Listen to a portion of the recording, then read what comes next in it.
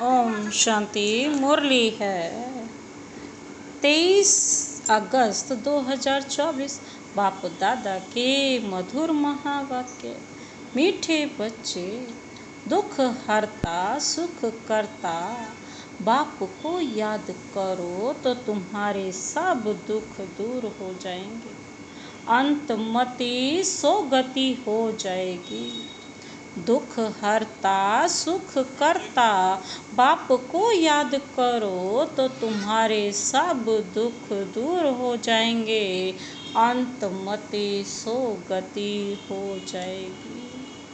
आज का प्रश्न है, बाप ने तुम बच्चों को चलते फिरते याद में रहने का डायरेक्शन क्यों दिया है? बाप ने तुम बच्चों को चलते फिरते याद में रहने का डायरेक्शन क्यों दिया है? बाबा ने उत्तर दिया, क्योंकि याद से ही जन्म जन्मांतर के पापों का बोझ उतरेगा। पहला पॉइंट है कि क्योंकि याद से ही जन्म जन्मांतर के पापों का बोझ उतरेगा। दूसरा पॉइंट है, याद से ही आत्मा सतो प्रधान बनेगी। तीसरा है, अभी से याद में रहने का अभ्यास होगा तो अंत समय में एक बाप की याद में रह सकेंगे। अंत के लिए ही गायन है, अंत काल जो स्त्री सिमरे। चौथा है, बाप को याद करने से 21 जन्मों का सुख सामने आ जाता है। बाप जैसी मीठी चीज दुनिया में कोई नहीं, इसलिए बाप का डायरेक्शन है, बच्चे चलते फिरते मुझे ही याद करो। बाबा कहते हैं ये 4 बातें याद रखनी है। जन्म जन्मांतर का पाप उतरेगा, पहला नंबर। दूसरा, आत्मा सतो प्रधान बन जाएगी। तीसरा, याद में रहने से, अभ्यास करने से अंतमति सोगति हो जाएगी। चौथा है, बाप को याद करने से 21 जन्मों का सुख सामने आ जाता है। बाप जैसी मीठी चीज तो इस दुनिया में कोई है ही नहीं, इसीलिए बच्चे चलते फिरते मुझे ही याद करो। ओम शांति। किसकी याद में बैठे हो? यह है प्यारे ते प्यारा संबंध एक के साथ, जो सब को दुखों से छुड़ाने वाला है। बाप बच्चों को देखते हैं तो सब पाप कटते जाते हैं। आत्मा सतो प्रधान बन जाती है, सतो प्रधान तरफ जा रही। दुख तो अथाह है ना, गाते भी है ना, दुख हरता सुख करता। अब बाप तुमको सच सच सब दुखों से छुड़ाने आए हैं। स्वर्ग में दुख का नाम निशान नहीं होता, ऐसे बाप को याद करना बहुत जरूरी है। बाप का बच्चों के प्रति प्यार होता है ना, यह तो तुम जानते हो। बाप का किन किन बच्चों पर प्यार है। बच्चों को समझाया है, अपने को आत्मा समझो, देह नहीं समझो।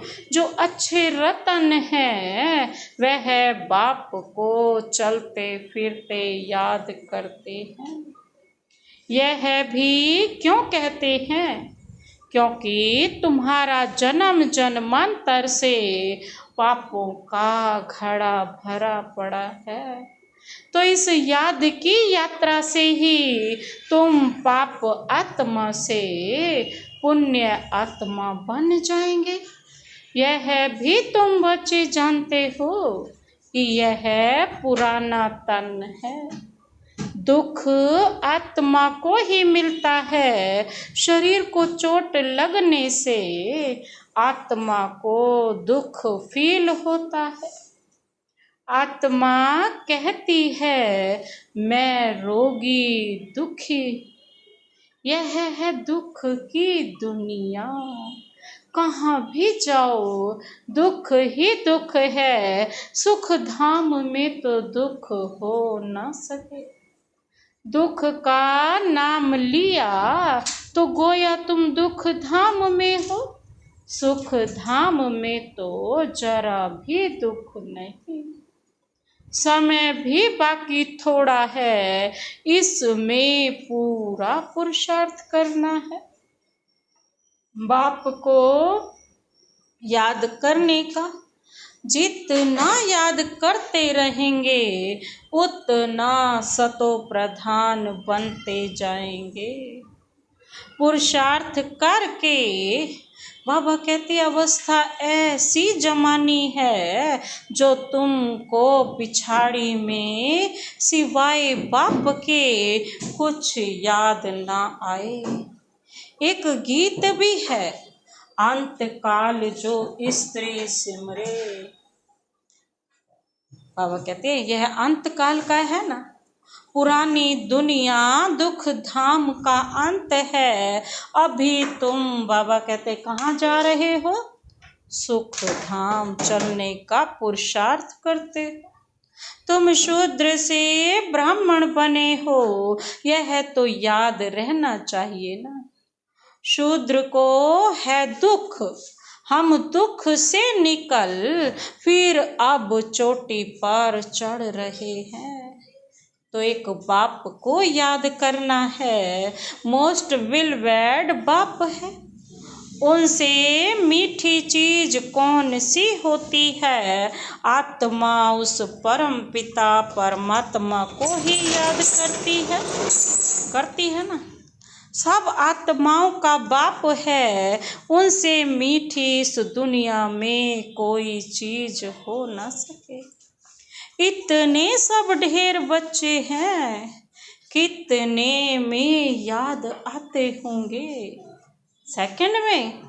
अच्छा, सारी सृष्टि का चक्र कैसे फिरता है, वह भी तुम बच्चों की बुद्धि में अर्थ सहित है। जैसे कोई ड्रामा देख कर आते हैं, कोई पूछेंगे ड्रामा याद है, हाँ कहने से ही सारा बुद्धि में आ जाता है। शुरू से लेकर अंत तक बाकी यह वर्णन करके सुनाने में तो समय लगेगा। बाबा बेहद का बाबा है, उनको याद करने से ही 21 जन्मों का सुख सामने आ जाता है। बाप से यह वर्षा मिलता है, सेकंड में बच्चों को बाप का वर्षा सामने आ जाता है। बच्चा पैदा हुआ, बाप जान जाते हैं वारिस ने जन्म लिया।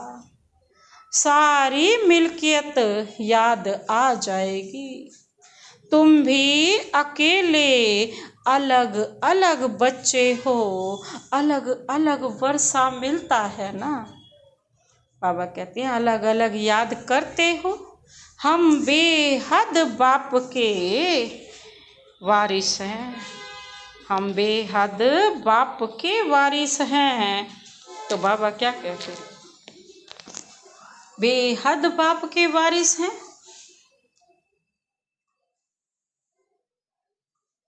बाबा क्या कहते कि हम बेहद बाप के वारिस हैं। सब अपने आप को क्या समझते हैं,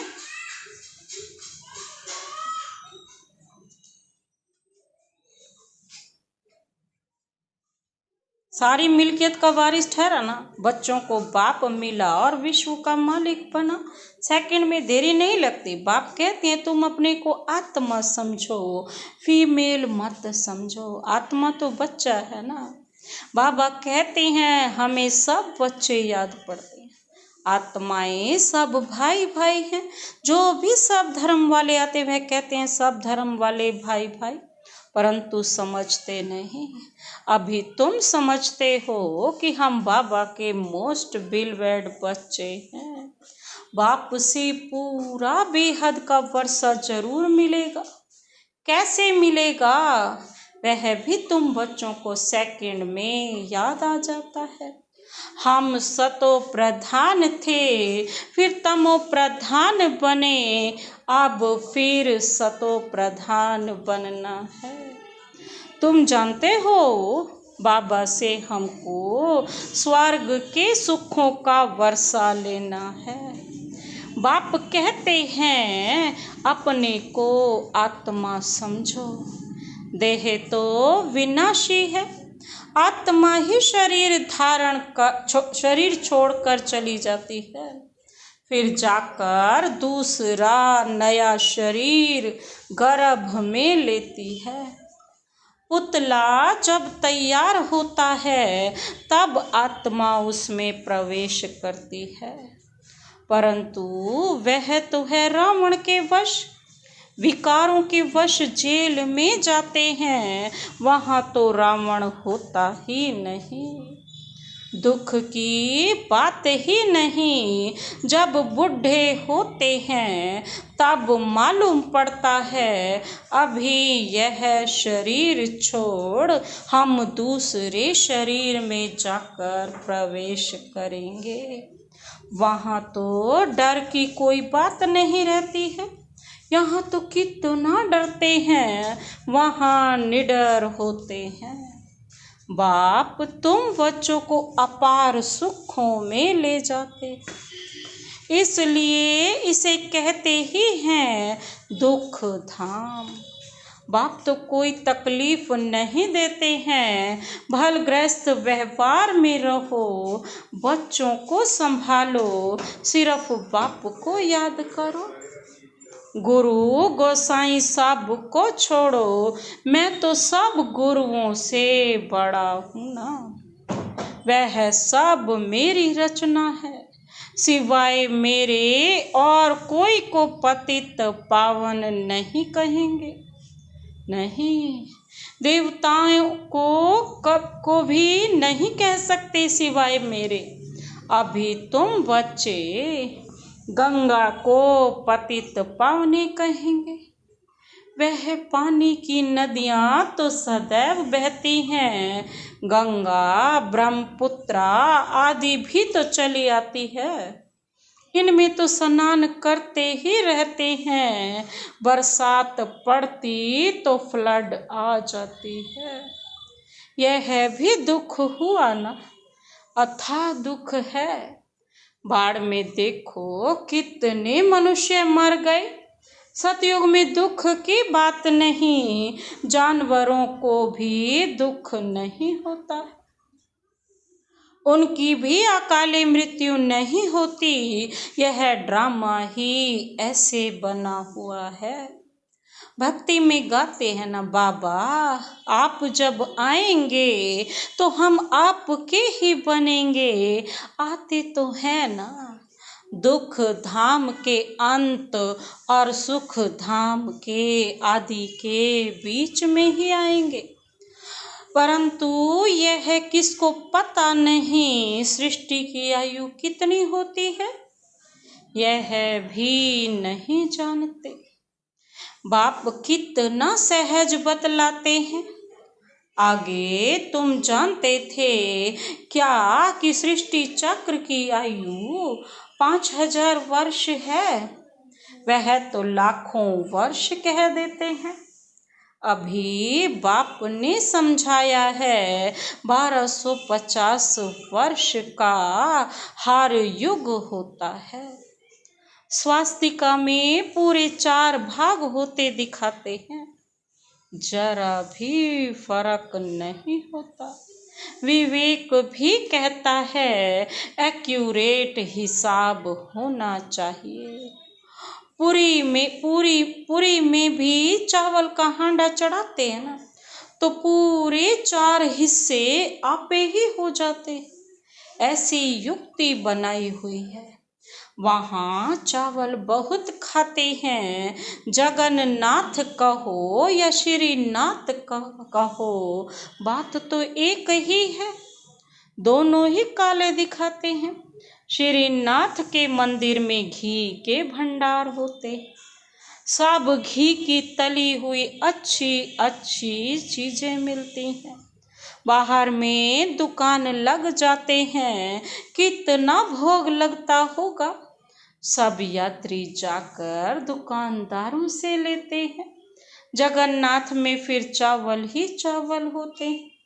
वह है जगतनाथ और वह है श्रीनाथ। सुख धाम और दुख धाम को दिखाते। श्रीनाथ क्या है? सुख धाम। और जगतनाथ क्या है? दुख धाम। काले तो इस समय बन गए हैं ना, काम चिता पर चढ़कर जगन्नाथ को सिर्फ चावल का भोग लगाते हैं, इनको गरीब, और श्रीनाथ को उनको साहूकार दिखाते हैं। ज्ञान का सागर एक बाप ही है, भक्ति को कहा जाता है अज्ञान। उनसे कुछ मिलता नहीं, वहाँ सिर्फ गुरु लोगों की आमदनी बहुत होती। होशियार होगा, उनसे कोई सीखेगा तो वह कहेंगे यह हमारा गुरु है, उसने हमको यह सिखाया। वह सब जिस्मानी है, जन्म लेने वाले। अभी तुम्हारे साथ कौन है? विचित्र बाप। वह कहते हैं यह मेरा शरीर नहीं है, यह तुम्हारे इस दादा का शरीर है, जिसने पूरे 84 जन्म लिए। इनके बहुत जन्मों के अंत में मैं इसमें प्रवेश होता हूँ। तुमको सुख धाम ले जाने इसको गौ मुख भी कह देते हैं। बाबा कहते पहाड़ से पानी तो जरूर आएगा, कुएं में भी रोज रोज पानी पहाड़ से आता है, वह कभी बंद नहीं होता, पानी आता ही रहता है। कहाँ से भी नाला निकला तो उनको गंगा जल कह देंगे, वहाँ जाकर स्नान करते हैं, गंगा जल समझते हैं, लेकिन पतित से पावन इस पानी से थोड़े ही बनेंगे। बाप कहते हैं हे पतित पावन मैं हूँ, हे आत्माएं माँ में कमी याद करो, देह सहित देह के सभी संबंध छोड़ अपने को आत्मा समझकर मुझे याद करो, तो तुम्हारे जन्म जन्मांतर के पाप भस्म हो जाएं। पाप तुमको जन्म जन्मांतर के पापों से छुड़ाते हैं। इस समय तो दुनिया में सभी पाप करते रहते हैं, कर्म भोग है ना। अगले जन्म में पाप किया है, 63 जन्म का हिसाब किताब है। थोड़ी थोड़ी कला कम होती जाती है, जैसे चंद्रमा की कलाएं कम होती है ना। यह फिर है बेहद का दिन रात। अभी सारी दुनिया पर, उसमें भी खास भारत पर राहु की दशा बैठी हुई है। राहु का ग्रहण लगा हुआ है। अभी तुम बच्चे श्याम से सुंदर बन रहे हो, इसलिए श्री कृष्ण को भी श्याम सुंदर कहते हैं। सचमुच काला बना देते हैं। काम चिता पर चढ़े हैं तो निशानी दिखा दी है, परंतु मनुष्यों की कुछ बुद्धि चलती नहीं। एक सांवरा दूसरा गोरा कर देते हैं। अभी तुम गोरा बनने का पुरुषार्थ कर रहे हो, सतो प्रधान बनने का पुरुषार्थ करेंगे तब तो बनेंगे ना। इसमें तकलीफ की बात नहीं। यह ज्ञान अभी तुम सुनते हो, फिर प्रायलोप हो जाता है। भल गीता पढ़ कर सुनाएंगे, परंतु यह ज्ञान तो सुना न सके। वह हुआ भक्ति मार्ग के लिए पुस्तक। भक्ति मार्ग के लिए ढेर सामग्री है, ढेर शास्त्र हैं। कोई क्या पढ़ते, कोई क्या कहते करते। राम के मंदिर में भी जाते हैं, राम को भी काला कर दिया है। विचार करना चाहिए कि काला क्यों बनाते हैं। काली कलकत्ते वाली भी है ना, और माँ माँ कह हैरान कर दे होते हैं। सबसे काली वह है और बहुत भयानक दिखाते हैं, उनको फिर माता कहते हैं। तुम्हारे यह ज्ञान बाण, ज्ञान कटारी आदि हैं, तो उन्होंने फिर हथियार दे दिए हैं। वास्तव में काली पर पहले मनुष्यों की बलि चढ़ाते थे, अभी गवर्नमेंट ने बंद कर दिया है। आगे सिंध में देवी का मंदिर नहीं था। जब बम फटा तो एक ब्राह्मण बोला, काली ने हमें आवाज दिया है, हमारा मंदिर है नहीं, जल्दी बनाओ नहीं तो और भी बम फटेंगे। बस क्या हुआ, ढेर पैसे इकट्ठे हो गए, मंदिर बन गया। अभी देखो ढेर मंदिर हैं, कितनी जगह भटकते हैं। बाप तुमको इन सब बातों से छुड़ाने के लिए समझाते हैं, किसकी गलानी नहीं करते हैं। बाप ड्रामा समझाते हैं। यह सृष्टि चक्र कैसे बना हुआ है। जो कुछ तुमने देखा वह फिर होगा, जो चीज नहीं है वह बनती है। तुम समझ गए हो, हमारा राज्य था वह हमने गंवाया है। अब फिर बाप कहते हैं, बच्चे नर से नारायण बनना है तो पुरुषार्थ करो। भक्ति मार्ग में तुम बहुत कथाएं सुनते आए हो।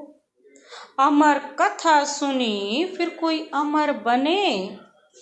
पूछ रहे हैं बाबा, किसको ज्ञान का तीसरा नेत्र मिला? यह बाप बैठ समझाते हैं ना। इन आँखों से कुछ भी इविल ना देखो, सिविल आँखों से देखो, क्रिमिनल से नहीं। इस पुरानी दुनिया को ना देखो, यह तो खल्लास हो जानी है। बाप कहते हैं, मीठे मीठे बच्चों, हम तुमको राज्य देकर जाते हैं 21 जन्मों के लिए।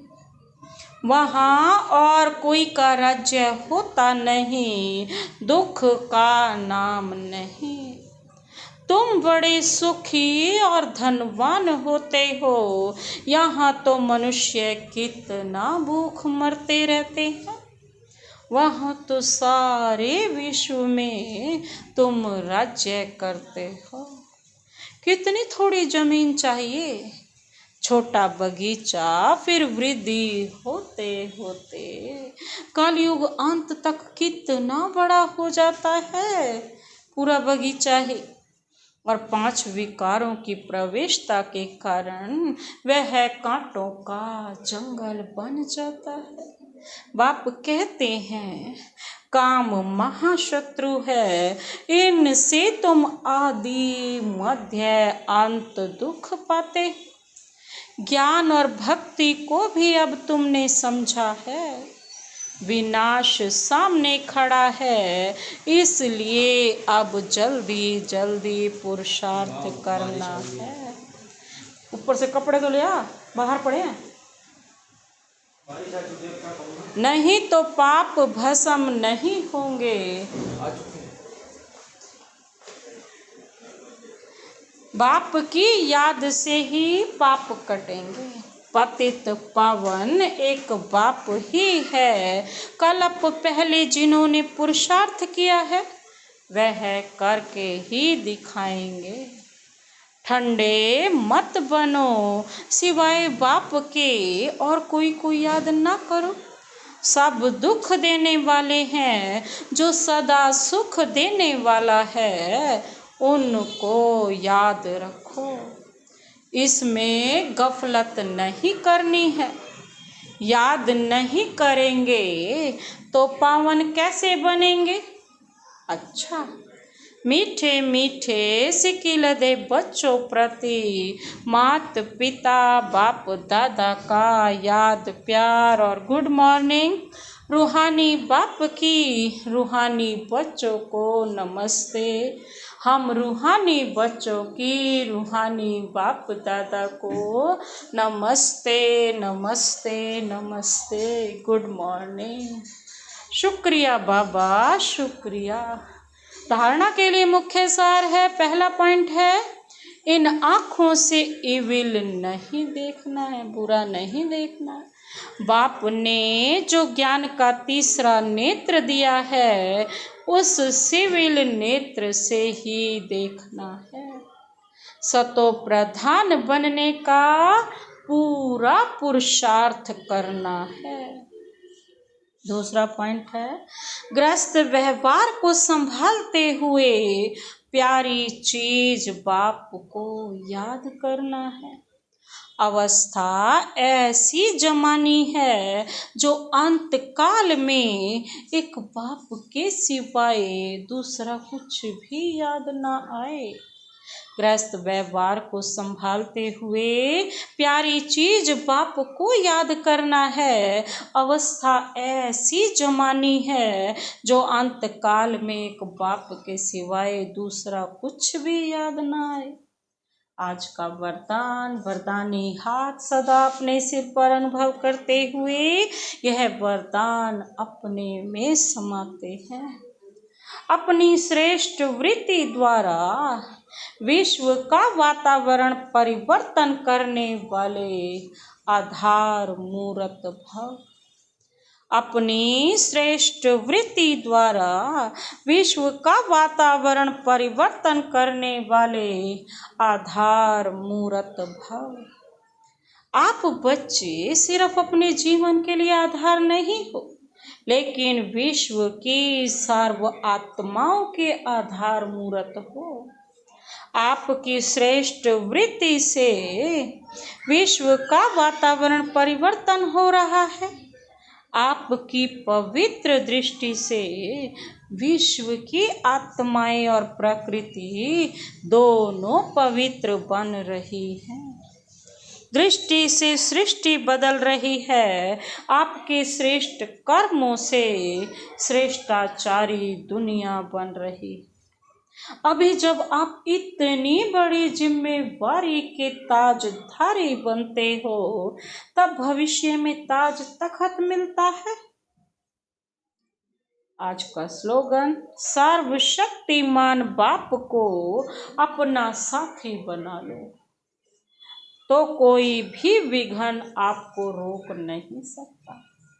सर्वशक्तिमान बाप को अपना साथी बना लो तो कोई भी विघ्न आपको रोक नहीं सकता। अच्छा, ओम शांति।